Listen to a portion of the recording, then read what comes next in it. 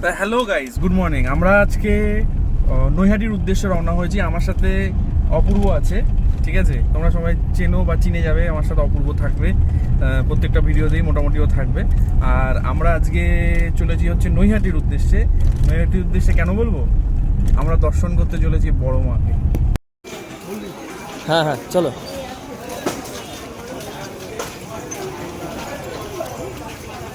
চলো।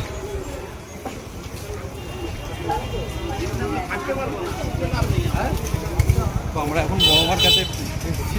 বড় মা পুজো দেবো, দেখছি কত কি ব্যাপার, জানি না। জাস্ট গাড়িটা পার্কিং করলাম আর ওদিকে যাচ্ছি, দেখছি কি হচ্ছে।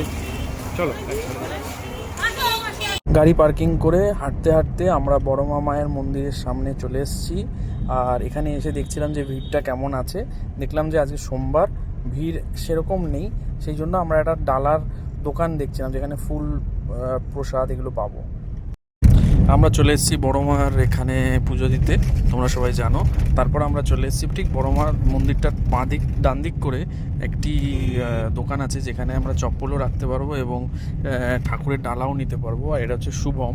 শুভম আমাদের খুব হেল্প করেছে আজকে বড় মার এই পুজোটা দিতে। ও আমাকে ডালা সাজিয়ে দিয়েছে। এটা হচ্ছে 101 টাকার ডালা, যেখানে ফুল টুল সব আছে, সব কিছু আছে, মালা ফুল সব কিছু ভেতরে দেওয়া রয়েছে। তো আমরা দুজন গেছিলাম, অপূর্ব আর আমি। তো এইটা হচ্ছে 101 টাকার। হ্যাঁ, আমরা তখন 202 টাকার নিয়েছি, মানে 101 দুটো ডালা নিয়েছি। তো শুভম আমাকে যেটা বলছিল যে এখানে খুব নয়েজ বলে আমি ভয়েস ওভারটা দিয়ে দিলাম। এখানে শুভম বলছিল, দাদা এখানে তোমরা চলে আসবে, কোনো অসুবিধা নেই, আমি এখানে জুতো টুতো সব কিছুই রেখে দেবো আর যাবতীয় জিনিস এখান থেকে করে দেবো, ঠিক আছে? তো এইসব কথা হচ্ছিল হতে হতে তারপরে আমরা এবার ঠাকুরের মন্দিরের দিকে এগোবো, সেটাও দেখাচ্ছি। হ্যালো গাইস, তো দেখতে পাচ্ছ আমরা ডালা নিয়ে নিয়েছি। তো এবার পুজো দিতে ঢুকছি প্রবেশ পথে। আচ্ছা অঙ্কনদা, অত্যন্ত গরম রাস্তা, অত্যন্ত গরম রাস্তায়, পা পুড়ে যাচ্ছে একেবারে, যাচ্ছে তাই অবস্থা। এই দেখো কিভাবে যাচ্ছে, দেখো যাচ্ছে তাই অবস্থা। ডালা নিয়ে নিয়েছি আমরা,